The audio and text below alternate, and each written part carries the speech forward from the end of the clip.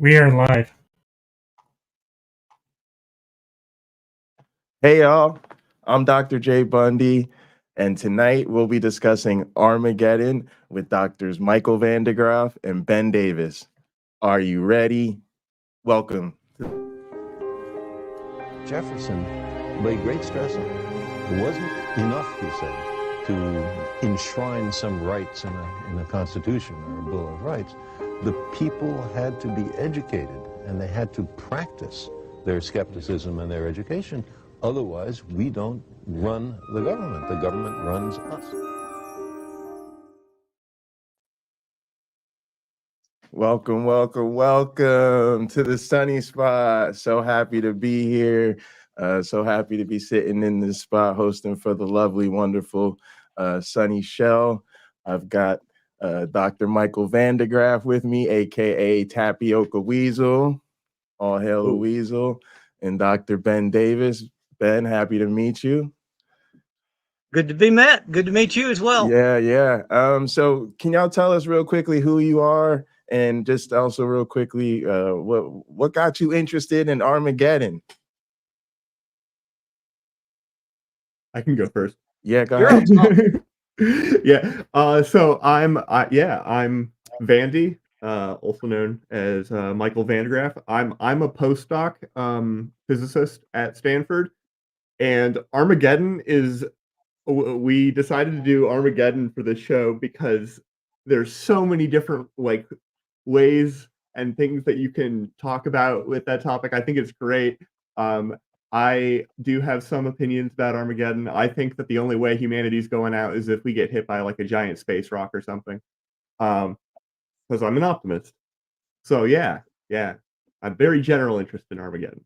All right, awesome. And Dr. Ben? I'm Dr. Ben Davis. I teach at ECPI University. I have a PhD in nuclear physics. I couldn't get a job in physics when I got out of grad school, so I was a software developer for most of my career, controls engineer for a while, and now I'm a college professor. And one of the things I did before I went back to teaching, because teaching was always sort of my first best destiny, is I would go to these cons and do these panels and these presentations. And so I have a long list of presentations that I've done over the last 12 years, last dozen years or so. And one of them I did was Armageddon scenarios. When can we finally relax? This used to bug the crap out of me because this stuff scared the hell out of me when I was a kid. You know, somebody was telling me the world was ending pretty much every day for one reason or another, population explosion. So anyway, I have a whole presentation on it. If we get stuck, I got slides I can pull up and we can talk about. But I literally just did a presentation on this at RavenCon in Richmond. I don't know, 3 weeks back or something. So it's all fresh on my mind still. Awesome. Appreciate that. For those that don't know, I'm an evolutionary biologist, also a postdoc, currently at the University of Minnesota. Go Gophers, and a former Christian. And so I remember I didn't grow up going to my grandparents' church, but they're Pentecostal, right? And you hear a lot about sort of the end times and stuff like this. And also it was a bit weird, right? Because it does sound big, dark, and scary, but there's a cheerfulness to the sort of sign of the times and all of this type of stuff. And it took a lot for me to get on the other side of that and be like, no, I think it's bad if the world ends. It's definitely bad if that happens. And that's about my level of expertise with this topic, but I'm super looking forward to this. So Dr. Ben, why don't you get us started, like for the lay people here, like myself, what is Armageddon technically? Oh my goodness. See, now I didn't introduce myself as a former Christian, but I definitely am. And too, I for the was record. raised Southern Baptist in Memphis, Tennessee. And so, yeah, that's the thing about fundamentalist Christians and evangelicals. If we even try to make a difference between those two things, they're always looking for the friggin' world to end. They're always waiting for Jesus to come back. And it's all going to be better when that happens. So, yeah, unfortunately, there are a lot of people in this world that kind of want to see this happen. Mhm. And so it's almost like wishful thinking when you hear some of these things. One of the things I discussed in that panel I was telling you about was Late Great Planet Earth. I don't remember that author's name right now. Hal Lindsey, preacher, but he had all these scenarios predicting the end of the world.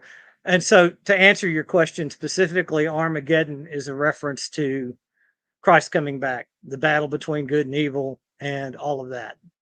And so Christ is going to come down and drop the hammer on the devil, and it's all going to be better when that's finally done. You said you've given presentations on this. Is Armageddon sort of the lingua franca? Is there like a technical way you guys talk about this? Doomsday scenarios? Is there a technical euphemism or something for these type of things? Well, it's none of this stuff's highly structured, right? It's not academic. Sure, So sure. I don't know that there is any, right way to talk about it.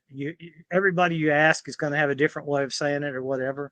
Usually Armageddon is, that's the biblical reference, right? So Right. usually that's what the religious people will say, but it's really end of the world scenarios is what we're talking about. As a matter of Mhm. fact, the slide says doomsday scenarios. It doesn't say Armageddon, Yeah. but the title slide. But yeah, I say Armageddon in the South because everybody knows what I'm talking about. Mm. Yeah, I think that's certainly true. If I recall correctly, the specifically the word Armageddon refers to like a plains area, or something. It refers to a specific location, um, Mm. Yeah, I in wasn't Palestine, gonna. Israel, or something, but I'm not Yeah, I sure. wasn't gonna say it because I don't remember the exact pronunciation, but yeah, it's McLeod or somewhere like that. It was a small town Mm, in the Holy Land that got wiped out, by the wrath of God, I think. I don't yeah. remember the lore behind that, but it's now to say that it's a real place. I mean, they actually have archaeological digs there and stuff like that.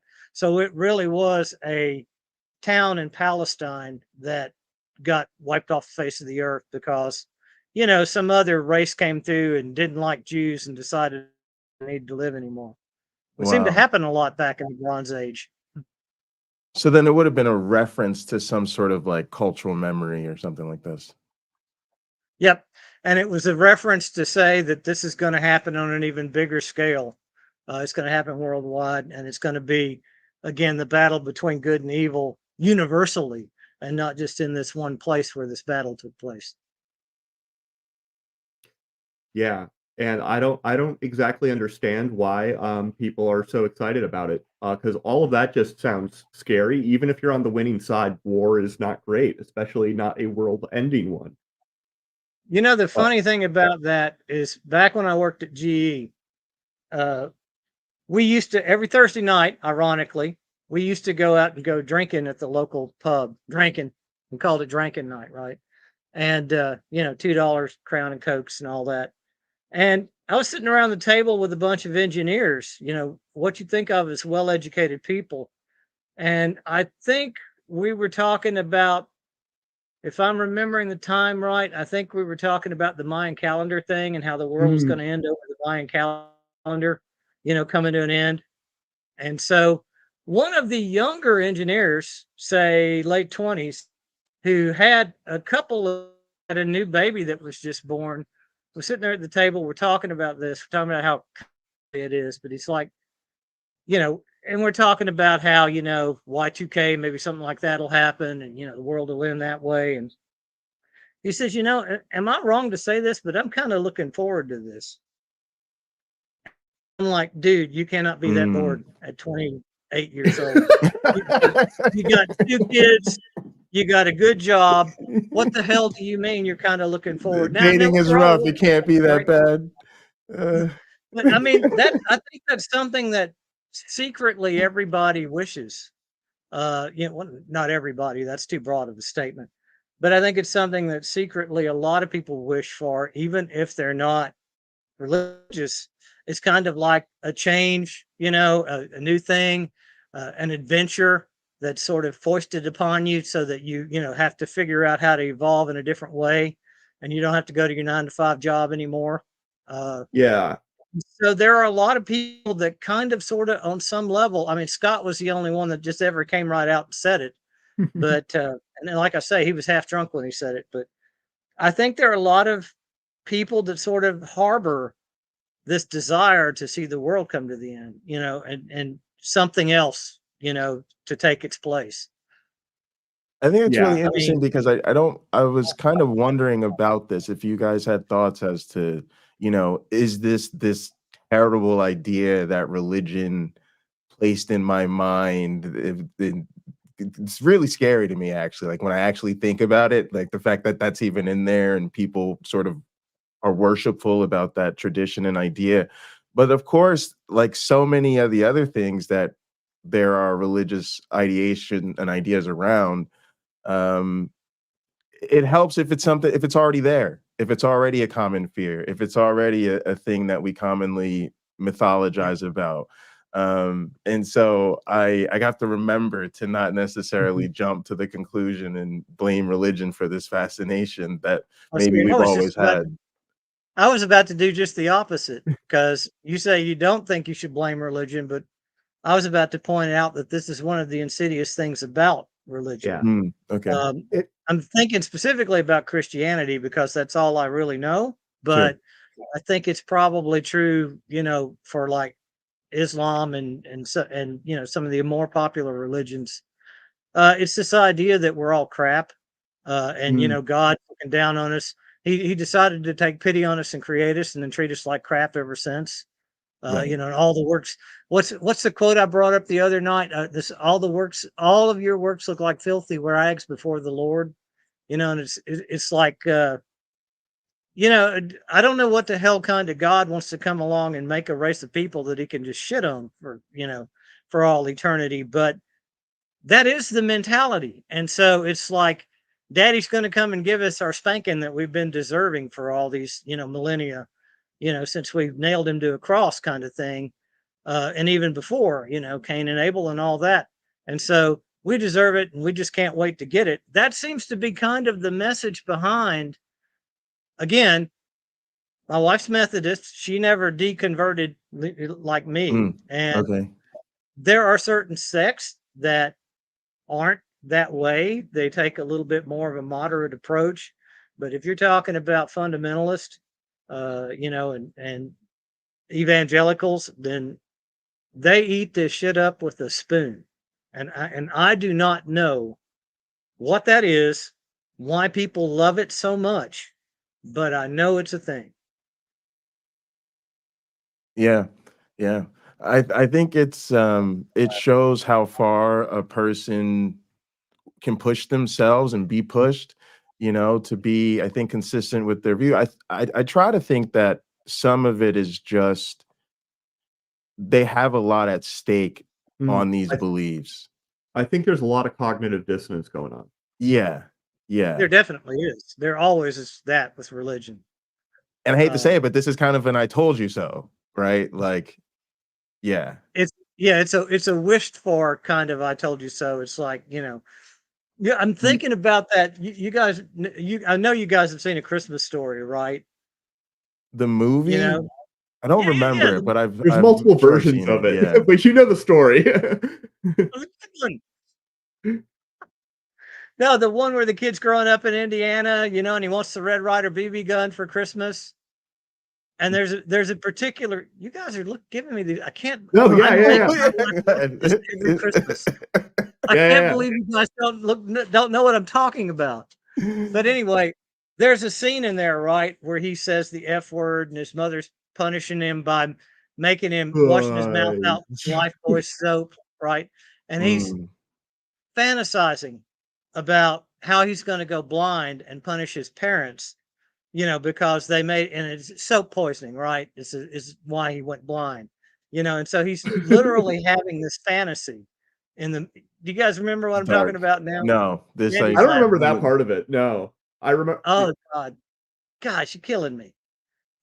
You got to get out Sorry. more. Anyway, but yeah, it's that whole. I mean, it's very basic. I mean, what we need on this talk is a psychologist. We got what a biologist and 2 physicists, but what we Yeah. really need on that, we need somebody that can explain the psychology of this. I think Ironically, my wife's a psychologist, but she doesn't do adults. She refuses to do adults.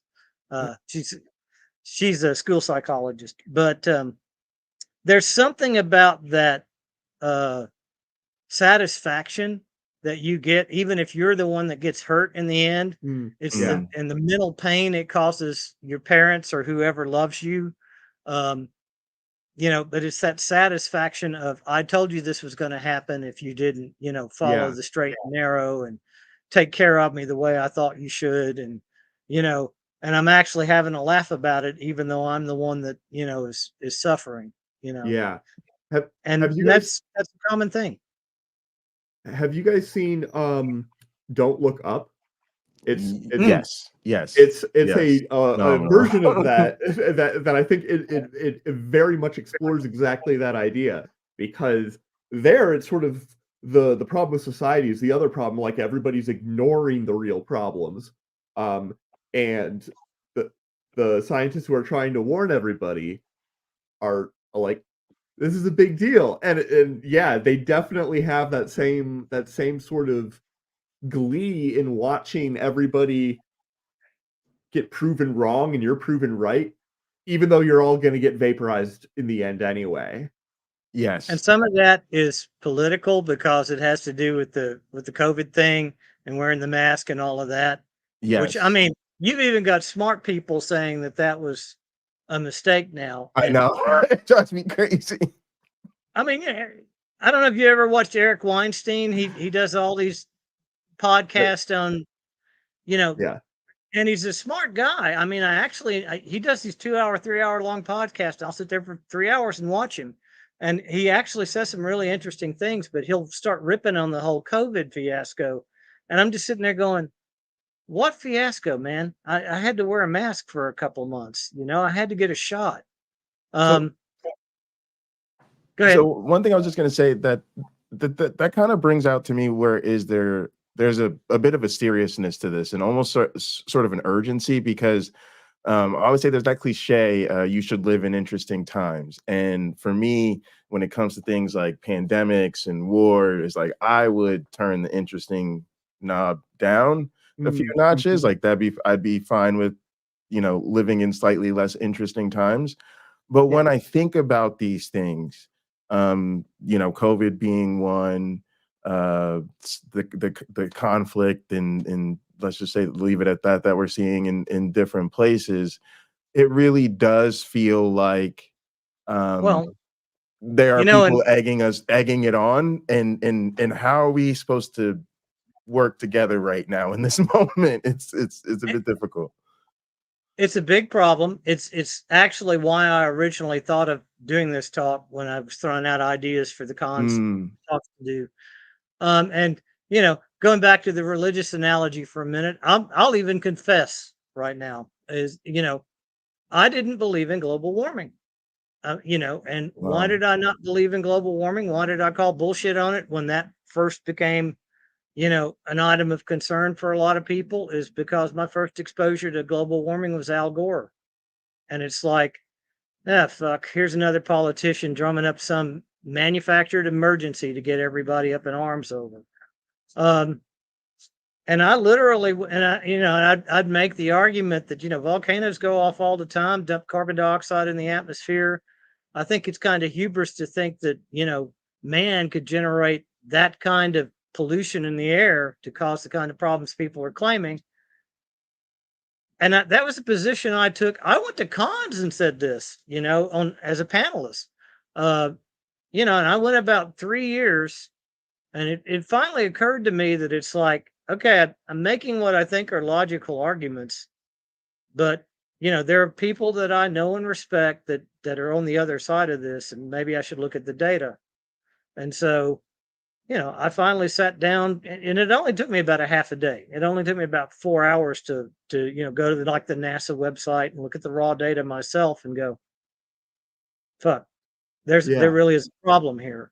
But I had that reflexive, oh, this is more of that same bullshit. And that's my point in even doing this talk, is that when you know, I want to say Chicken Little, but that's the boy who cries wolf, right? When the boy who cries wolf too often, you just think he's full of it when something real happens. And so that's the downside of all of these people saying the world's going to end on such and such a date and getting everybody up in arms. And then life goes on, the date comes and goes, and life goes on. And it makes us all calloused and less inclined to believe whatever we hear from anyone, but certainly from certain parties. I mean, I neither consider myself liberal or conservative. I'm sort of in the middle, kind of libertarian, if anything. But even that, people roll their eyes when you say that now. Sure. You know, I tend to be socially liberal and fiscally conservative, right? But the fact that it was Al Gore saying it was enough for me to just reflexively call bullshit on it. And you know, it took me about 3 years to finally look at the data and go, yeah, guys, there might actually be a problem here. You But it know, Yeah. took, it sounds like it took 3 years and then 4 hours of actually looking at the data. yeah. Well, I mean, you know how it is. I mean, this It is the is. whole problem, right? You got friends that sort of agree with Mhm. you and tell you things that sort of bolster up what you already believe, and you got other friends that don't agree with you, and maybe they're not as good of friends, you know, because they're not as conservative as this group of friends over here, and you know, they tend to jump on every bandwagon, and so you tend to think they're a little more full of shit than the other group, and so you tend to discount what they say. And the point in me telling you all of this is, even with a PhD in nuclear physics and 160 IQ, you're susceptible to this, right?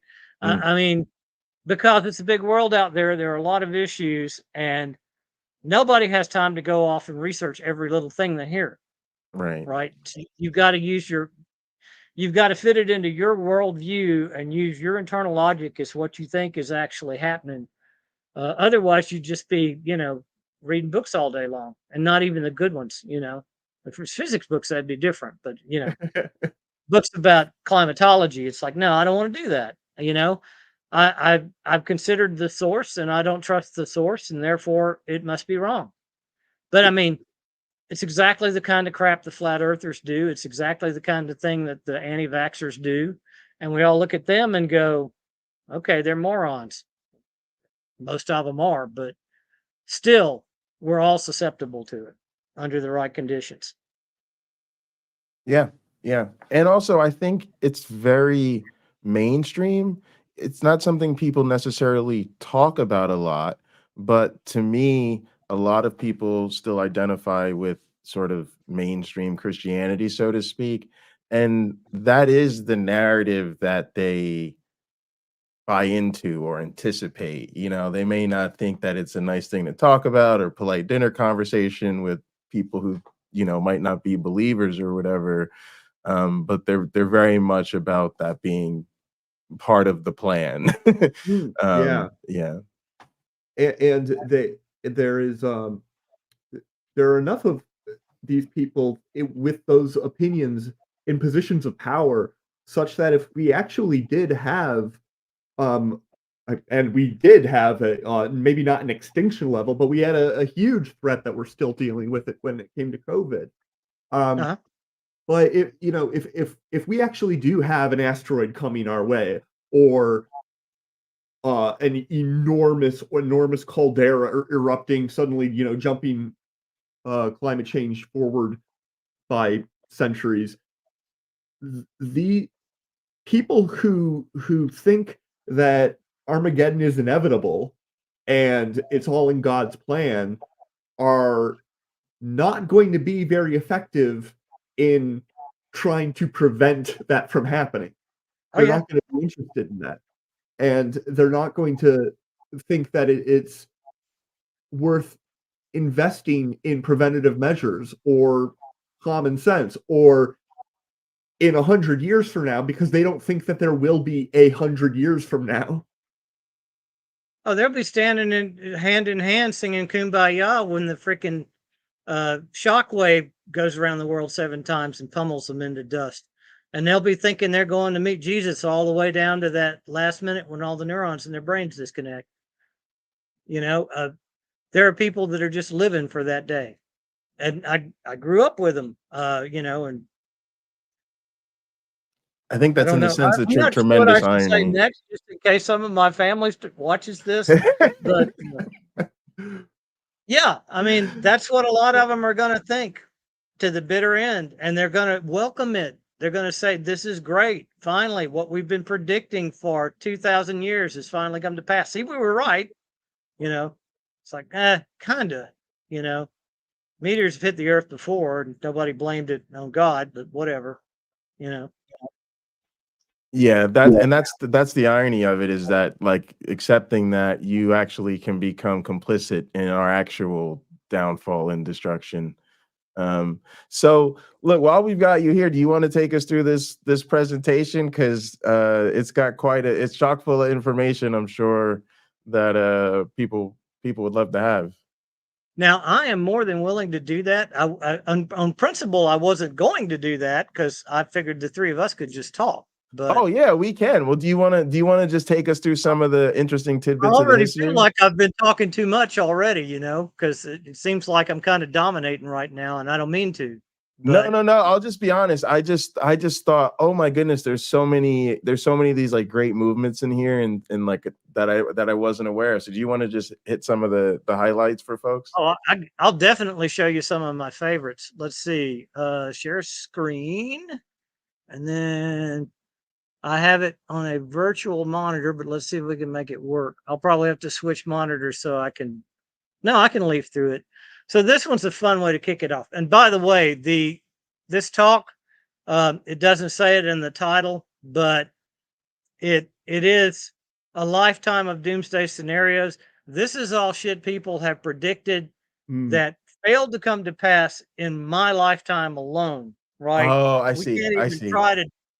try to go back, 100 years or 1,000 years or something, because the list is endless. But the Charles Manson thing is kind of fun. Manson predicted that Helter Skelter, an apocalyptic race war, would occur in 1969.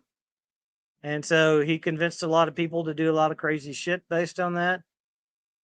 Jim Jones, he's the one that, whacked all those people in, was it Guyana? I think it was Guyana in Like the end. in But this was Jonestown. 1967. See, to me, this would be a failed minister, right? Because he made this prediction that the world was going to Yeah. end in 1967 to nuclear holocaust. 1967 came and went, but yet he still had this devoted group of followers that followed him to Guyana until he, made him drink Kool-Aid and die. This Yeah. always scared me. Population explosion. This story went on and on for what feels like a good 10 years of my life, but this would have been when I was about, early teens. So probably wasn't quite that long, but it was around 1975 when this was a big thing. This is one I And hadn't heard of. I hadn't heard of this before. oh my goodness. See, now you're telling me how young you are when you say that. Well, I 'Cause this was a appreciate it. I'm big not deal. gonna resist that. Go ahead. Yeah, this was a big deal. This was the It's one like, where GMOs kind of were some of the things that were very specifically, obviously not anticipated, I believe. Because they did some math about crop yield, basically, yeah. and it used what turned out to be obsolete um, projections on how much food you could actually make in a given area. Oh, and was this literally the idea that we were just going to overpopulate the planet, and that was just going to be it? Yeah, So there's actually several examples of this that I can bring up. People look at an exponential curve, and my running joke on this is everything looks like an exponential curve until it doesn't look like an exponential curve anymore. I was literally So gonna say sounds like exponential thinking gone wrong. yeah, that's what this is. That's this guy, Paul Ehrlich, Professor Paul Ehrlich. And of course they're writing books, and these are bestsellers, right? They're making millions of dollars writing these books to predict this stuff. But he's looking at the exponential growth of the population, and he's saying that by the time the year 2000 hits, people are going to be stacked up like cordwood. There's not going to be enough surface area on the planet to accommodate the number of people. Well, the problem with exponential growth is it only happens until you hit some limit, right? Yeah. That stops it from happening anymore. There was another one that I distinctly remember because I was kind of getting into investing at that point in time. I was coming out of grad school, and I was trying to think, okay, I've got to, start 10 years later than anybody else in my career path of my age. And it's like, I got to start doing some investing. So there's this book called Bankruptcy 1999. And again, it used this exponential curve argument that the government was borrowing money at an exponential rate, and eventually there wasn't going to be enough money in the world anymore, and the whole government was going to go bankrupt and everything was going to collapse in 1999. Well, that didn't happen either, right? That fails in like 8 different ways. Right. Money is one of those things that you can kind of make out of nothing to some. It has consequences, don't get me wrong, but it's not like you don't have conservation of money. That's not like a law. Well, and it's funny because it's like we didn't even come close to what you could get away with, apparently. Because going back to COVID, I mean, we essentially printed money, right? Or the subprime debacle. What was that? 08? Yeah. We literally printed, basically printed trillions of dollars and just put it in the money stream, and the market just absorbed it. It's not like anybody went bankrupt. Amber in the chat said something about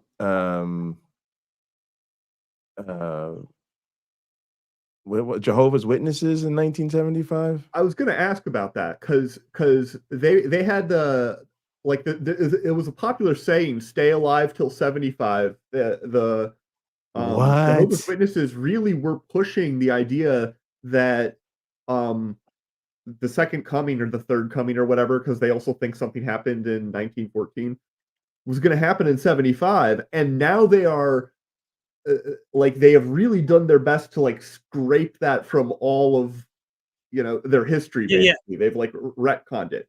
Wow. Do you have a slide for that, or is that sort of don't. Okay. Yeah. No, I mean I have other slides because again, I mean this is a rich environment you can mine, right? Yeah. I mean you could make hundreds of slides. I actually had to blow through these slides at warp speed just to show them to everybody in 50 minutes the other night. Just based on the ones I picked. The other thing that I brought up that just sort of popped into my head as I was talking, which I mean, this maybe isn't the most appropriate time to bring it up, but we're doing highlights, right? So why not? There was a documentary on HBO back when cable was still new. Are you The Man talking Who about Saw Tomorrow? Oh, I'm sorry. I thought you were talking about Armageddon with Bruce Willis. Oh no! That's a movie. I mean, that's fiction, right? Terrible. I'll cut people slack when we're talking about fiction, but no. The name of the documentary was The Man Who Saw Tomorrow. It was narrated by Orson Welles. Do we remember, children? Do we remember what Orson Welles is famous for? He wrote 1984, right? No, he was a radio announcer. Maybe. And he did a radio cast of War of the Worlds. Oh, that's okay. And he sent, I think it was like all of New Jersey and some of New York into a panic because that's where he was broadcasting. Because it was so realistic, and he didn't do like the disclaimer every time they came back from commercial or whatever. And so people really believed that the Martians were invading the Earth and killing off the military and anybody that got in their way. So that's what he was famous for. But then he became like I guess what he's secondly famous for is he did Citizen Kane. He was the main actor in Citizen Kane, which of course is considered to be a classic, I think, even today. So he's an actor, and he's a good actor. And he's got this really deep stentorian voice, and everything he sounds. He's like Morgan Freeman, right? He's like the white 1970s Morgan Freeman. And Could be so the voice of everything God. yeah, everything he says has this gravitas, just because it's that voice, Yeah. just like Morgan Freeman. And so he did this documentary about Nostradamus. But it's like they had interpreted all of Nostradamus's writings, and they had decided that, we were all going to die in nuclear conflagration based on, this seer's vision from 2,000 years ago, and how he's been dead right about everything he's ever said. I bring it up because, again, that particular documentary came out when I was maybe 16, 17 years old, and it scared the fuck out of me. It's like, and again, it's that mystical thinking, right? It's that the fact that somebody could actually be psychic and predict the future, because their vision was just that good or whatever. And of course, as I've gotten older, I've gone on ghost hunts, and I'm kind of famously skeptical even in the con circuits, but Wouldn't that time because frame also match like fears about nuclear fallout? It's sort of interesting how yeah, that totally fit context into then the whole Cold matches War thing. the yeah. And we're Yeah. I mean, all that's coming back now too, I think. So the other when Not it without popped into reason. my head the other night when I was giving the talk, one of the things I pointed out is I went looking for that documentary because I wanted to watch it again. I wanted to watch it with a view to debunking it and trying to look at it with a little more logical mind. Look at it with a 60-year-old brain instead of a 16-year-old brain, and see if it was really as scary as I thought it was at the time, or if I would just laugh at it now. But you can't find that documentary anywhere. Not Vimeo, not YouTube. HBO has the rights to it, and they made sure that every copy of it got pulled because Really? the predictions were so fucking wrong. And they didn't want to have to deal with the fact that they could miss that much. So, they got their money's worth out of it, back before Man, 1999 or whenever the war was supposed to happen. But then they pulled it from the shelves, and you can't even stream the video of it now. What was the premise like? Was it literally like there was a psychic who was like, "I'm seeing all this and it's going to happen"? Like they were literally prophesying, or was there? So what was like the chain of premise events? is Like that because Nostradamus was eventually it becomes falsifiable. Eventually, you can start to be like, "Okay, this didn't match." yeah. That's exactly my point. Is Yeah. the premise of it was that Nostradamus was this psychic from Okay. 2,000 Yeah. years, 1,500 years ago, that had this special ability, and he had to encode his writings, because if he just made his prediction straight away, then the Catholic Church would have burned him at the stake, kind of thing. Like So he had to QAnon. write everything in code, but they'd broken the code, and they knew what they knew all these other Yeah. predictions came true, and this is what's going to happen next based on Nostradamus's predictions. It's And if you're not in a mindset to think critically when you're watching that, mm, it was very convincing, interesting. and Yeah. like I say, I would love for somebody to dig out an old copy of that, even on VHS, if they could, copy it over to, some sort of streaming format and send it to me. That would be great, It because I would reminds love. me. Go I ahead. was gonna say that it reminds me the mentality there reminds me a lot of QAnon Oh yeah. because the QAnon people, like you've got this random person Q whose identity probably changed over the years, and Yes. he gave down his completely vague nonsensical writings that you would then like cook into something and jam it into um the stories about an evil cabal of adrenochrome eating Satanists. And Well, see, and the other thing that works really well and it worked really well for Nostradamus. Is Yeah.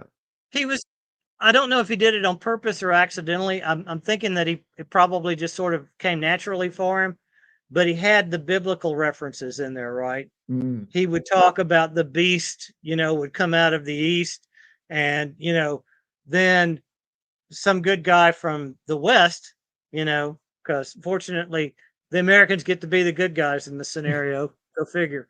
But he talk about the beast and how he would, come out of this certain area of the world, and he would probably be Muslim and that kind of thing. And then there'd be this big conflagration, this big war, and there'd be 1,000 years of peace. That's all straight out of Revelations. Yeah. So he actually was singing the song that the Christians wanted to hear, with these predictions. So and that just added fuel to the fire, right? Mhm. That was a catalyst for it. Yeah. And it's part of what made him so popular. But now that he's been proven to be dead wrong, because we're all supposed to be long dead, and our progeny is supposed to be living in the millennium of peace now, at this point, according to these predictions. But once it's all proven that it didn't work out that way, it's like, oh well, just kidding, sorry. And then you can't even find the friggin' video so that you can go back and Yeah. watch it. One of it. Well, I just wait another 10 years because somebody is going to make basically the same prediction a few years down the line on exactly the same source material. Somebody is people still are doing this with Nostradamus. They're still doing it with Q. They over and over again. It's revelation. I mean, the half of in this presentation, because I also have it was shared in the private chat earlier. Like most of these are, not all of them. The one from Professor Ehrlich was not religiously motivated. Maybe, probably, who knows actually. But most of these are from people reading Revelation and then writing fan fiction about it, like Left Behind, like people. And that's a good way to put it. Yeah, that's exactly right. It's mythology, right? So it's buying into the mythology, and it's using those mythological allegories, I guess is the word I'm looking for here, like a touchstone to making your predictions, and then it resonates with everybody, because it fits right in with your religious beliefs anyway. Yeah. Yeah. Do you want to? Do you want to touchstones? Do you want to just? You had a list where you had one where you had like a quick list of them. Let's maybe pull that up and go back to the very beginning. That's I actually made like a. This was when I first started doing Google Slides, and so I was getting cute. I made like a little table of contents with hyperlinks on everything. But that's what you're talking about. Yeah, so just you can see like a lot of them. Now, one I remember is Y2K. Actually, I was thinking about that earlier when we were talking about 1999. Y2K is the favorite rant. And Heaven's Gate. I remember Heaven's Gate well. I think there's somebody they left behind in Heaven's Gate that is still maintaining the website. Yeah, maintaining the website and still buying into the whole thing. But to his point, it's Jim Jones, Charles Manson, probably that new Ice Age. I don't know about that. Hal Lindsey, Pat Robertson, Heaven's Gate, Jerry Falwell. Yep. I don't know if right? Yeah. Well, he's on there twice. He's on there at least. He's at least twice. Yeah. I think I have a blurb in there about how when he failed his first prediction, he came up with the second prediction, and he was still wrong the second time. This other one I can't read, but it's a church ministry in 2008. Yeah. God's church ministry. God's church ministry. I'm not aren't they all? I should have just known that. God's church. Of course, it's God's church ministry. That's not generic at all. And what's funny is if you look at the last one, Jean Dixon, the psychic, you may not remember. She was big on, you call on the phone, you call the 1-900 number, and she charges you $2 a minute or whatever to talk to her psychic friends. I wrote that talk about 4 years ago. for a con, and I deliberately didn't update it because Gene Dixon had a prediction that the world was going to end in 2020, which was that was going to be my big shocker at the end of that talk when I wrote it 4 years ago. And it's like, yep, that one came and went too.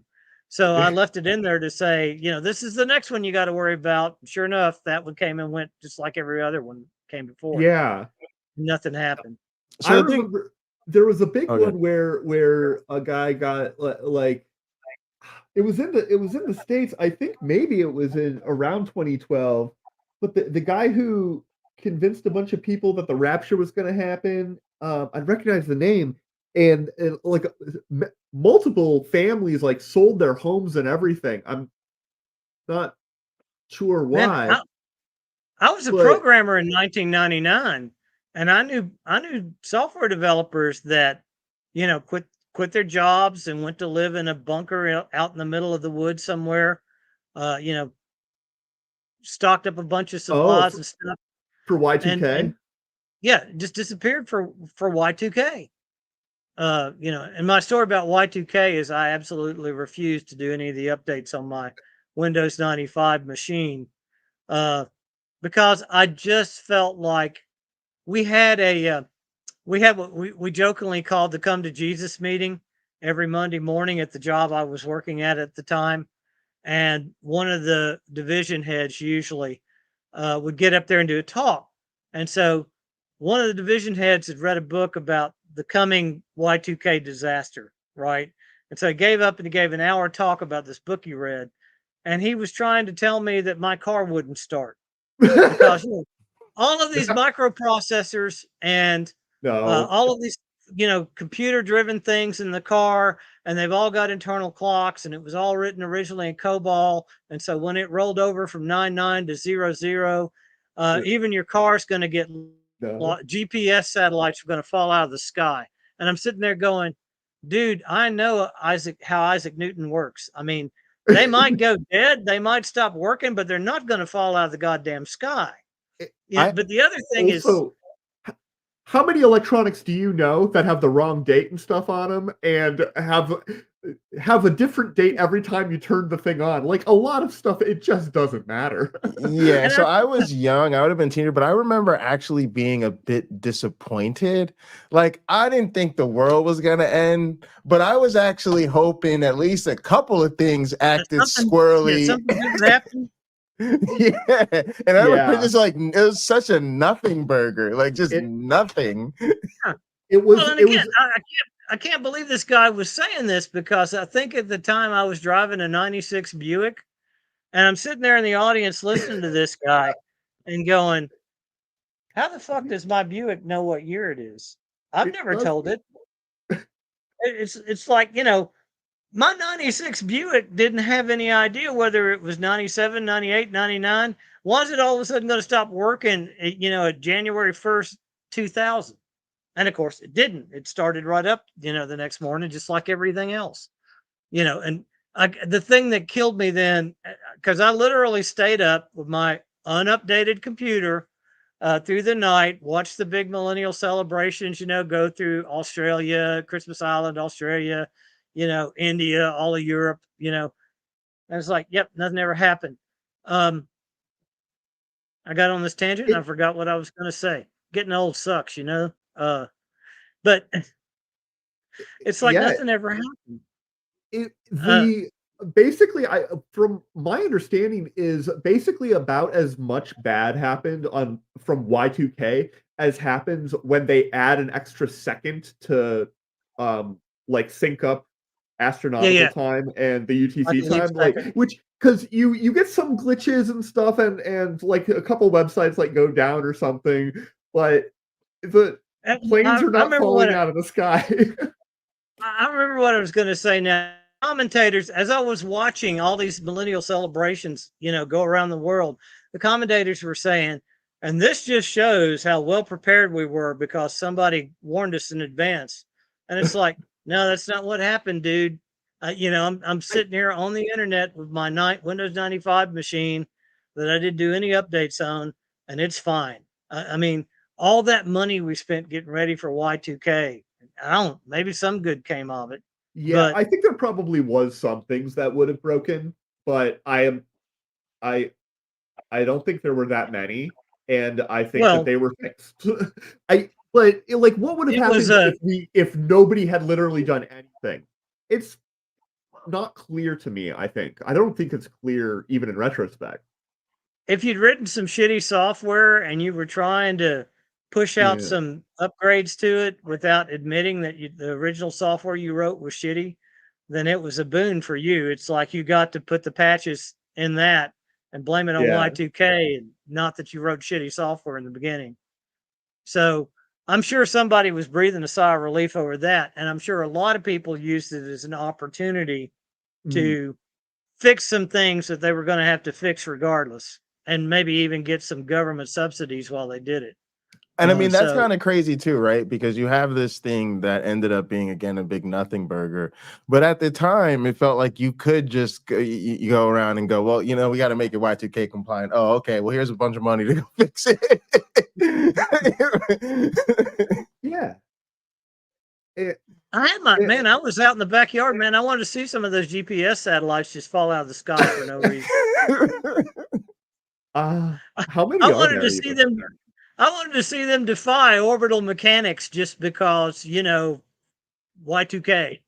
Yeah, I mean, Yeah. when their code stops working, suddenly conservation of momentum just doesn't apply anymore. It's because Exactly. we forgot to update the BIOS of reality. Yeah. Yeah, that would have been a neat trick. I would have liked to have seen that. It would have been more convincing if it was like at least adding another digit or something. Like, tell me the thing's gonna break because it's not ready to go from 9,999 to 10,000 or something, but just from 1,999 to 2,000, that seems like it can handle that.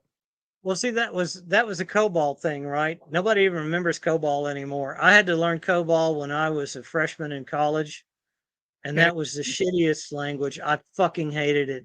And it's like already old and outdated, and nobody used it even in 1983. So, yeah, when another 17 years went by and I'd gone to grad school, gotten a job as a programmer and everything else, and somebody said the world was going to end because of old COBOL code, it's like, well, COBOL is a shitty compiler, so I can believe it, but I don't believe any of that stuff's actually in there anymore. It Right. wasn't. It's like nobody writes in COBOL anymore. Jesus fucking Christ, man! They gave up on that shit in the 70s. You know, Yeah. So one thing I that mean, struck me is some of these examples are some of like the most prevalent examples that we have of cults, Yeah. and cults that ended up doing very extreme things, right? Mass suicide or Murder. murder and all this type of stuff. And I had Jonestown not was not a mass suicide, it was a mass murder. yeah, I had not thought about that, right? I had not thought Yeah. about the connection between sort of doomsday scenarios and extreme power over people. oh yeah, and it's Yeah. the whole it's that faith thing where you have to prove your faith, and how else can you prove your faith but by jumping off a cliff? Either literally Right. or virtually in some way. Uh, and it is amazing, even under normal circumstances, what some people will do and be willing to even give up their lives to make the point that they have faith. And of Yeah. course, that's I like science a lot better. I like, I like having a rational discussion and say, show me proof, and you know, Yeah. Show me the Yeah. still mechanism. probably won't Show kill me. myself regardless of what you tell me, but Yeah. Yeah. I also Like, wonder how much of that is like embedded in, again, just even more mainstream thinking. So one of the things I always talked about being Christianity's superpower is something I call soft culting. It's the idea that when we think about what a cult is, we think of a lot of these extreme examples. They make you go live somewhere and change your name and yeah. drink the Kool-Aid, and Christianity doesn't really seem to impose those restrictions on you. And so for a lot of people, like, you can't be a cult because I'm not having to do that, right? And so then you can be asked to do a lot of other things. And when I think about it, it's like there's certainly a lot of false prophecy and things that clearly didn't come true, in the faith tradition, even going through the Old Testament. But Uh-huh. even like with Jesus, I think about the fact that he said things like, some of you here will not taste death or whatever before the Yeah. end or whatever. And if we think about like a lot of this faith didn't spread till whatever, however you slice it, decades later, it's like that had to have already basically been proven wrong before they even got started. Yeah. So like baked in is some kind of Oh, juju yeah. or something, right? Like, because you would think Well, when otherwise you they'd exclude that or keep that part out or don't mention that. Yeah. yeah, I I mean, Catholic. it's like when Copernicus came along or Galileo, and uh, they love rationalization was the word we used back in the 70s. You don't hear it so much anymore, but it's a good word. You know, Galileo came along and proved that, the moon wasn't a perfect heavenly sphere. It had imperfections on it. It had mountains and hills and craters and discoloration in different spots. Like you couldn't see that with the naked eye, right? You could see craters on the moon with the naked eye, and Copernicus comes along and basically shows the observations and the math that the Earth is not at the center of the universe. If anything, it's the sun. And people shit over that for a few years, right? And then the Catholic Church said, "Oh, well, yeah, we kind of knew that all along. It's just God humbling us." I mean, it was our interpretation, not what was actually written in the Bible. It was our bad. It's fine. And so no matter what you show them or what they tell them, these people that believe this are going to rationalize away whatever Yeah. scientific explanation you Right. give them anyway. So it's like, let them do what they want, and then they can rationalize the actual facts as they need to, um, as long as they don't kill anybody else. And that's been the rub of it is they very often end up trying to kill somebody else over this stuff. Exactly. We have two questions from Wes. So, um, first, can solar flares make electronics not work, and could that mess anything up? Am I taking this or are you taking this, Vandy? We'll both take it. So Okay. so if you have enough bad space weather, strong enough solar flares, coronal mass ejections, if the sun sends enough charged particles our way, yes, it can screw things up. This There was a rather famous event in the early days of like telegraph called the Carrington event when there was like strong enough solar activity that they were actually operating telegraph lines with the power supply disconnected. And because they were getting Wow. Induced like current on EMF, the enough grid. current, Yeah. and because basically there's a giant electric field just shoving electrons all over the place. So it is a thing that a is a risk, yeah. Is a possibility. All Yeah. right. Sometimes I think we venture into even the uh, spectacular, side of that. I mean, yeah, it could happen under the most extreme conditions, but it's like we just had this CME, right? Yeah. So Coronal that was mass the ejection. It's that sort of That thing. If that was 100 times or 1,000 times worse, um, it would be 100 times or 1,000. If you just dial it up enough, eventually it's going to cause a problem. if you The dial it up enough, yes. the thing about our sun is that our sun is a very quiet, stable, um, friendly sun to be around. It doesn't have a whole lot of that sort of thing going on, which stars of that size and type generally behave that way. Yep. Like red dwarfs, if you're orbiting a red dwarf and you're in its habitable zone, necessarily you have to be much closer to it in order to still be in the habitable zone. And red dwarfs also tend to have more activity, is my understanding. And so it's unclear if the habitable zones there are as hospitable for life, because they might just get irradiated by solar wind and coronal mass ejections and stuff. All right. So the Rion. follow-up is electromagnetic weapons too. Is that a problem for us to EM another country and mess them up? Well, that's you. That's a real problem. Now, if you start, it's one thing when you talk about a CME from 93 million miles away. We just had one. We saw the northern lights actually become visible all the way down here to South Carolina. I didn't get to see Yeah, it them, was but cool. I others saw a did. lot of people taking photos. Yeah. Yeah, I and agree. it's like I've never seen enough activity to even dream about seeing the northern lights in South Carolina. I mean, so that's as bad as it's ever gotten in my lifetime, and still nobody said the first thing about the electronics going bad. Now, Yeah. that said, if you set off a nuclear bomb in the ionosphere and you start sending high-speed electrons down to the Earth and inducing this large electromagnetic pulse on the grid, then that could fry a lot of shit. Like suddenly, if your outlets jump to 20,000 volts from this induced EMF, yeah, that's probably not going to be good for your smart TV, right? Yeah.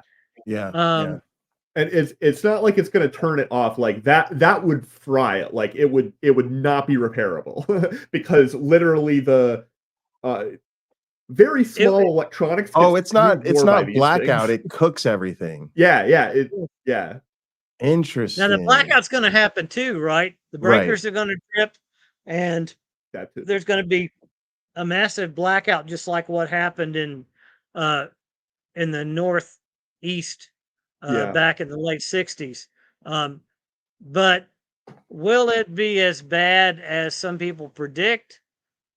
I'm not sure about that, but yeah, there will definitely be a lot of electronic casualties. That the stuff that was unplugged. I mean, when they restore the power, that stuff's still going to work when you plug it back in, right? So it's not going to be a Yeah. total loss, but it's going to be sheer chaos for probably the first 48 hours at least, Wow. while they bring the grid back up and get stuff working again.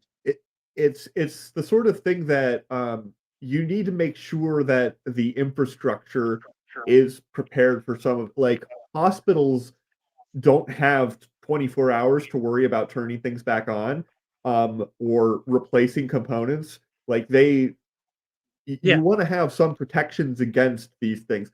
Also, because if you suddenly just have a grid failure in a mechanism that hasn't happened yet, but if you suddenly disconnect a chunk of the grid, you'll get, like, suddenly power is going places or trying to go places where it wasn't going before, and you can get localized sort of huge surges maybe that that can cook things kind of anyway. This is one of those things we take for granted. And Yeah. if you're not in the industry, you don't even realize it. But there's tens of thousands of people that do what's called load balancing on the Yes, grid. exactly. They literally just sit there at power plants and spin the turbines at the same synchronous speed with all of the other things on the grid. And when the grid takes on more and more load, all of the generators start to slow down, and so they bring other plants online to bring that speed back up. And they're usually watching it on the level of like a tenth of a hertz or something, or even a hundredth of a hertz in frequency. So when it drops below 60 hertz to 59.9 hertz, people are making phone calls, right, and bringing Yeah. in all of these extra power plants, bringing them online as fast as they can to make sure that they bring that load back up to what they're expecting it to be. Wow. No, I never think about the people maintaining the grid, and that's a It's lot of work. it's incredibly important, and grid safety is something that I don't think maybe we're a lot better at it than I think. I think so far we've gotten lucky in that we haven't had anything really catastrophic. You know how it is. You Didn't you got Texas all have these some issues engineers. with wind or something that like they had a huge power outage? You cut out at a Um, critical time there. Do we have some issues with what? oh, I think we've gotten lucky in that we haven't had any critical grid issues on like a huge scale that have Yeah, lasted weeks on end. we have seen it. The whole thing in Texas when they had Yeah, the that's what the big thing's asking snowstorm about. in Yeah. Texas. Yeah. And one of my friends that goes to all the same cons I do actually did a talk on that. He was a nuclear engineer. He's retired now, but he took an interest in that and the whole Texas thing. Um, and it's a fascinating story. Texas is one of those places that sort of wants to be their own country, even though they're not. Yeah. And so there were only two places in the grid that fed from the rest of the country into Texas. And so when they suddenly had all of these power demands come on because of this ice storm, they simply could not feed Yeah. enough power into Texas to keep the grid up. And so it all went down. Now, the other thing that's scary about this, I actually teach this when I teach physics, is when I was at GE. Well, okay, so the first thing you got to know is a motor and a generator are essentially the same thing. You can take a magnet and some coils, and you can cause the shaft to spin either by running current through it, or you can put torque on the other end of it and spin the magnet, and you can cause current to come out. And it's essentially the same thing. And I spent many years of my life thinking that that was just a trick, like with my toy cars when I was a kid. And then I started working for the power systems at GE, and I realized that when we made this 100 megawatt turbine and we sold it to somebody, it was attached, of course, to a generator, and they literally wired it up backwards when they installed it in the plant. And so it was pulling power off the grid until this generator acted like a motor and spun this turbine up to speed. And then when this turbine was spinning fast enough, they started injecting the fuel and they started actually running it like a power source. And then they flipped the leads on it, and suddenly it was delivering power to the grid. The reason that is a story worth telling is that if the whole grid goes down, You can't You start it can't up do again. that. Yeah. You have can't to do that. manually turn it. You don't have any way. What are you going to get? A team of horses now to turn this 100 megawatt turbine fast enough Yeah. to get power coming out of it so you can spin up the next one down the line? So if you were to actually lose the entire grid, which is kind of what happened in Texas. Now they still could go externally to get what they needed, from outside of Texas. But Yeah. if this whole grid goes down, you got a real problem because you can't just spin these turbines up. At least not the. There's a good answer to this. You can't spin up the natural gas turbines. You can spin up the steam driven turbines, and you can get them working because you can spin the turbines with the boiler and the steam. So you can run a coal fired plant and get the boiler going and get that turbine spinning. And once you get some voltage on the line, then you can spin up these other like natural gas driven turbines and stuff. But it would take days. If you lost the entire grid, it would take days of tens of thousands of people running around like chickens with their heads cut off to try to Wow. get this thing back up and running and supply the 110 volts you're supposed to have at your outlet. All the while, all the cell phone towers have stopped working, so you can't call anybody to coordinate any of this stuff. And Right. eventually, your cell phone's going to run out of battery, even if there is a cell phone working. So you don't. All of the things that you would use to logistically handle it require the system to be working on some level. Yeah, it would be a bloody mess. I mean, you probably wouldn't have internet either. Yeah, Dr. Ben, why can't the natural gas ones do more like I thought basically it was just kind of the same thing, except instead of coal burning, it was natural gas burning. It's like the jet engine on a plane. you've got these blades, right, that are tilted, and if they spin a certain way, they'll blow the air a certain way and compress it, and you can inject fuel and you can set Oh, fire to it. But it I doesn't didn't have a realize they worked preferred, like jet engines. Okay. yeah, it Wow. doesn't have a preferred direction to turn in the beginning, right? If you Yeah. just start injecting fuel into it and setting it on fire, it's going to blow flames out both sides of the thing, in equal amounts, Mm. pretty much. So I think it's a good point to ask this question because you're describing a lot of science, a lot of engineering, and I think of that mostly as a lot of motivation. Like you gotta go to a lot of school, you gotta study hard, you gotta be about that life. And I think maybe you brought this up, but is there a way that we use Armageddon as motivation? Like when I was still a believer, um, I believed God worked through natural means. Mm. And because of that, telling me that God did something didn't stop me from asking how.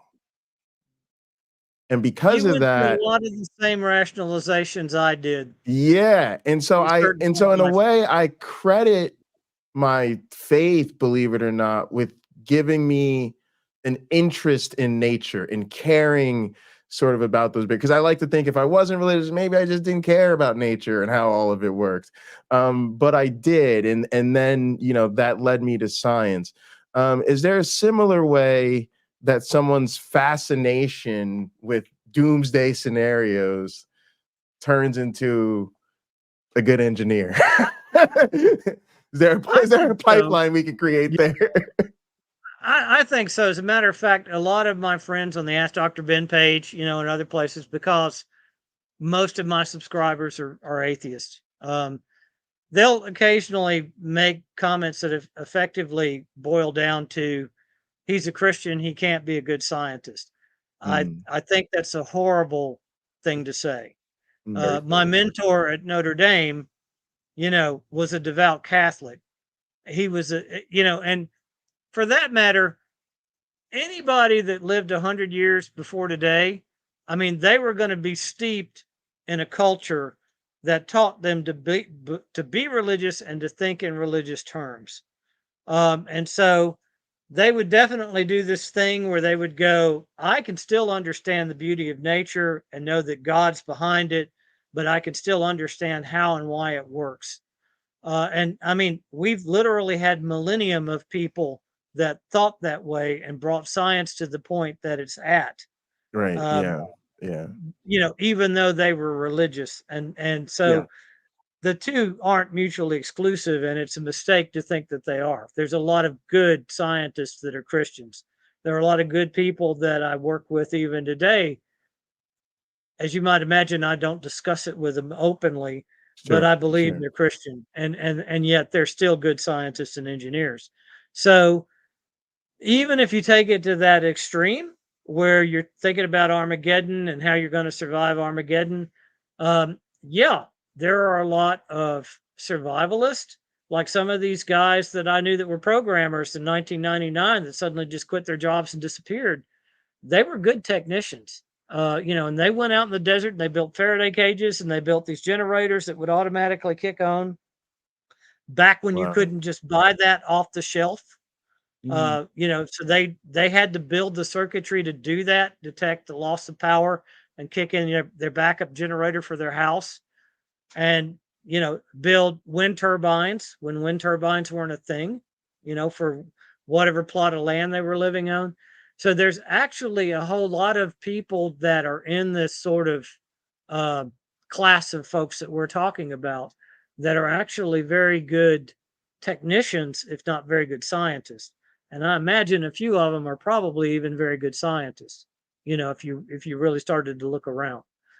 So yes, and it can motivate them to learn how things work so that they can survive when everything else goes south in society.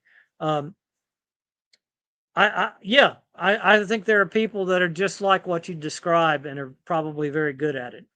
I don't know any of them personally at this point in my Sure. life, but I was also just I, thinking like motivation to answer big questions or to think about you know, the things that really, because it struck me that you proposed some of the, or maybe we should talk about those, some of the real scenarios that actually, you know, we think of as sort of being maybe extinction level events or doomsday scenarios.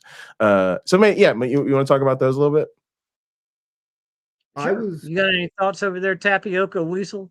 Yeah, well, I was gonna say what your question sort of about the motivation originally brought up to me was like in 1996, I think it was 1996, two movies were released in the same year with the exact same premise, Deep Impact and Armageddon.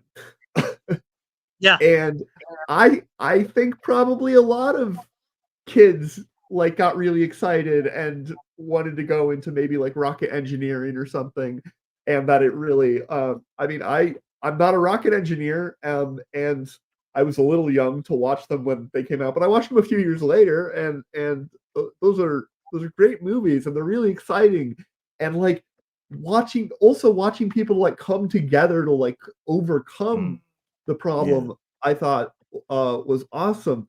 I also think that it becomes once you're actually talking about a specific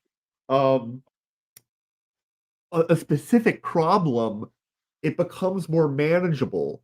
And you can, because if you have an asteroid coming and you got to stop the asteroid, that is a very straightforward physics problem with a whole lot of complicated intermediate physics problems that you have to solve in order to like do the thing, which is you need some momentum transfer. Yeah. Well, and I mean, you bring enough motivated people into focus, they can solve just about any problem. I mean, that's what the space race was. Yeah. I mean, the Cold War led to the space race, and we had to beat those damn Russians, those Soviets, to the moon. And so there were a lot of people that weren't necessarily thinking about, building rockets and going 250,000 miles, with the thing and soft landing a module on the moon with people in it. But suddenly somebody said it was important, and somebody started writing the checks for the research, and suddenly there was an army of people interested in doing it. And they figured out how to do it. So first of all, if you have enough resources, you can solve just about any problem you want. Yeah. I think what you were asking me though is the survivalism aspect. I used to tease Annie, still do from time to time, about buying an old missile silo and moving out in the desert. At this point in my life, I'm too old for that shit. It's like if Armageddon comes, I'll just fucking starve, man. I don't want to. I don't want to sit on a mound of dirt with my AK-47, fighting off, the people that are trying to, steal my last sardine can full of food. Fuck that. No, I'll just lay down and die if that happens at this point in my life. But when I was younger, I mean, again, it's that adventure aspect of it, right? And the fact that I'm going to go off here, it's what made people settle the West, even, right? Pioneering kind of thing, where I'm going to go off over here on my own plot of land, and I'm going to be completely self-sufficient, and it's going to be so cool and fun to figure out how to do all of this stuff by myself. And yes, you can do that, and yes, I think there are plenty of people that do that. I'm not one of them anymore. I like my creature comforts. So me too. I mean, as much as I love my little dog, she's run off now, the puppy. She chewed, when I first got fiber, she chewed through the fiber cable one Friday night and took out my internet. And I held it together the first time, but that's literally the only time in the last 20 years that I've got so mad that I punched the wall, when she chewed through the fiber the second time. So now I lose my shit over losing, internet. Yeah. Right. I'm not going to be the guy with the AK-47 defending, the last tin of sardines in my house. No, you guys can have that. No, me either. Me either. Okay, so I'm I'm gonna need nervous your about hiking. addresses to get my sardines. Ken goes. So yeah, tell us about some of the real doomsday scenarios we should be concerned about, Dr. Ben. I do have a slide for that. Let's see, we could pull that up just so I don't have to think about it. Yeah, sure. Go back to my virtual screen here. If we go to the end, I did want to make the point at the end of my talk that, some of this stuff could really happen. Mm. Nuclear war still a problem. Near Earth asteroids are still a problem. Leaving to that meteor. Global warming is still a problem. And now, of course, the thing everybody's concerned about is the damned AI that's going to kill us all. That's part of living in a modern society, is whether it's nuclear weapons or AI or something in between that I can't think of at the moment. If we start acting stupidly enough, there's always something that could take us out. Absolutely. So there are real threats, right? Now, Jesus coming down on his white stallion to take on the devil and the plains of, Armageddon or whatever the fuck they call that ain't happening, right? But we could certainly kill ourselves. The virus, the wrong virus gets loose. I mean, COVID was just a tiny taste of that, right? Yeah. The wrong virus gets loose. Something I just recently heard, and it scared me and made me mad all at the same time, is that we've wiped out anthrax. But there's more to that story, at least based on, this thing that I've heard on this podcast, that that whole wiping out of anthrax was actually spearheaded by the Soviets. And we, anytime we suggested something, the United States or the West in general suggested something, the Soviets would say, that's a horrible idea, we're not doing it. But the Soviets were saying, we want to wipe out anthrax. So, of course, we in the West said, yeah, that's a great idea. We were supportive of it. And so, lo and behold, we all worked together and we wiped out anthrax. I mean, it doesn't exist as a disease on the face of the planet anymore. Anthrax or smallpox?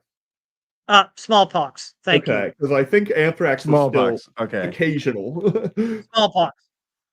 Right. I stand corrected.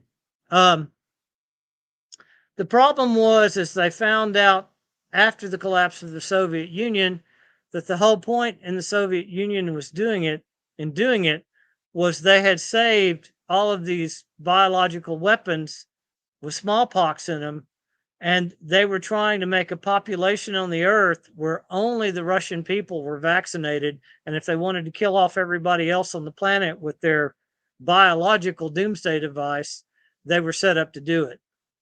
So they had very cynical reasons for even doing that.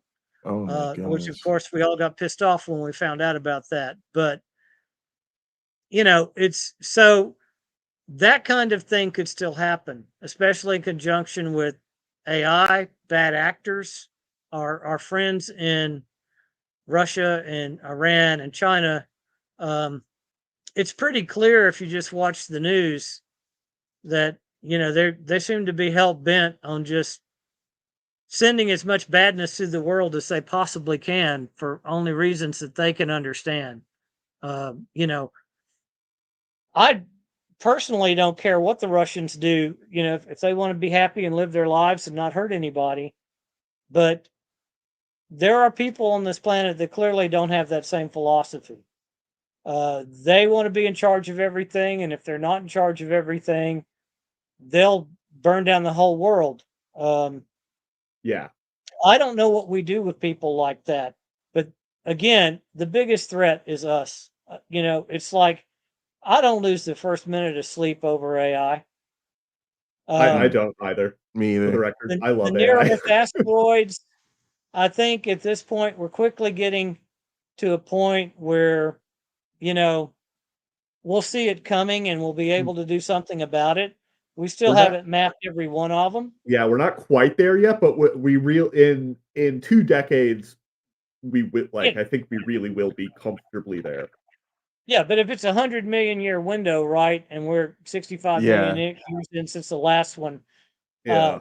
What's interesting is we Odds get are a good. We're going to be able to detect it and do something about it before there's one that ever shows up to be a real threat. what's You know, interesting we'll is probably that if you save the near Earth asteroids, nuclear war, global warming, and now the AI, we get a cocktail of these things going. It's not a or proposition Yeah, I necessarily. mean Terminator. Yeah, and the Terminator thing, was nuclear war and AI and maybe also biological war and the like lore of how it actually worked out. I don't know. get a perfect storm going. Yeah, I mean, the perfect storm scenario is a little harder to think would wipe out the whole planet, because Yeah, with 8 billion people, there's probably going to be some pocket that has a resistance to this bug and didn't get hit by the nuke, and the AI is not aware of them. yeah. Or they sure, actually live sure. in some remote village and don't have internet or whatever. So it gets a little harder if it's not, one all-encompassing event, but that could happen under the right conditions, I'm sure. The thing Yeah. that's interesting about the AI too is that's the one that's like we said, none of us lose sleep over it, and so it's the one that if it becomes a threat, it's because it Yeah. makes It's our our own lives fault. so much better, and we just let it take over more. And because every time somebody gets worried about an advance in AI, they just describe a bunch of features and a bunch of things I needed to do like yesterday, and I'm like, Yes. oh, I'm definitely signing up for that new chat GPT. Oh, definitely. Yes. I use it all the time. It's so helpful. So it's the only one I'm going, here, take my money, please. Well, and I've been doing, because I was a controls engineer and a programmer, I've been doing panels on the whole AI threat ever since I started going to cons for 12 years, right? And the last slide right before the thank you slide is a picture of me on the couch with the dogs. And the point is this: we have bred certain things the way we want them to be in the past, and we actually don't give ourselves enough credit sometimes. Usually when it's a concerted effort to make something like a pet, a class of animals that are there to help us, we usually do tend to breed them to be benevolent. I mean, yes, there are always Mm, exceptions, but mm, the vast that's a great majority of point. them are just there to serve us and to be happy and to make us happy. Because really, most of us, I think, really do like peace and love and all that happy. There's always somebody that wants to be Genghis Khan and take over the world through bloodshed, but most of us are more than happy to just sit on the couch and pet our dogs and be happy, right? Um, so I think this concern that some bad actor is going to make this AI that's going to just kill us all, I think it might be a little overblown. It's always possible; anything's possible, but I don't really see that happening. I mean, we've been down this road before with our domesticated animals, and it didn't happen then. It's probably not going to happen with the AI either. I actually think that's a really fantastic point, and I think that I'll definitely actually use that when I hear people's fears of AI come up in the future to sort of think about domestication in that way. I will say that we're not there that we don't have any plans to put domesticated animals like in charge of infrastructure. Eventually we're going to start putting Speak for yourself. Some of these cat people, I mean. Yeah. but like But my laptop doesn't sleep with me either. My Yeah. laptop doesn't sleep beside me in the bed, could rip my throat out in the middle of the night if it decided to, right? So yeah, it's different, but it's also kind of not different, I think. Well, it's also it for an AI would have to wait. It would have to be deceptive and wait a long time before it would be in the position to actually do what people are scared of it doing. Yeah. Yeah. And if it's a genuine general artificial intelligence, it's probably just not going to have the self-control. So, it's going to tip its hand. It's the first of its kind. It's yeah. We can just turn the power plant off. We will have to Christy Nome it. So. That's what we'll call it. We'll have to We'll have to Christy You know, Nolan when it gets to that point. and exactly, you have other AIs that will be more benevolent if you've got a really malevolent one. You'll have other AIs that step up and say, no, you can't do that. I'm not going to let you do that. I see what you're doing. Stop it. And Like they the probably Oracle in will the be the Matrix. majority, you know? Yeah, And we'll so the make AI scenario, to read the other AI's programming and all this type of stuff.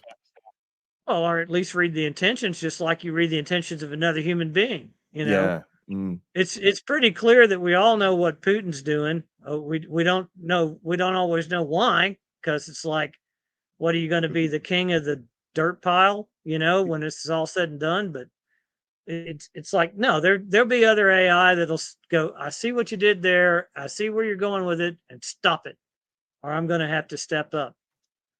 So All right. the bigger thing would be, you know, the whole nanny thing where, you know, we're all just coddled by the AI and we all get to where we're not effective or have any impact in the world anymore because we just let the AI do everything. Yeah. Kind of feel like society's done that for most of us anyway. Yeah, Before I'm AI. okay with it. I feel like in that regard, it's important to link with to think about what our political and social goals are.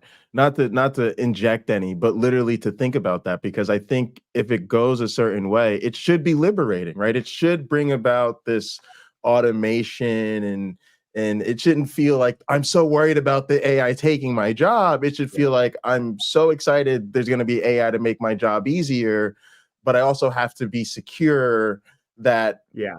the organization I work for isn't trying to actually put me out of a job. You know, like that's part of it. Yeah. Yeah. So we're gonna wrap up. Do you guys have any? I always like to give people an opportunity if they want to have any last closing thoughts or things they want to mention on the topic, so it doesn't just cut off on them out of nowhere. Have some sort of closure. Yeah, some sort of closure. There you go. The What do you Core is think? my favorite Armageddon movie.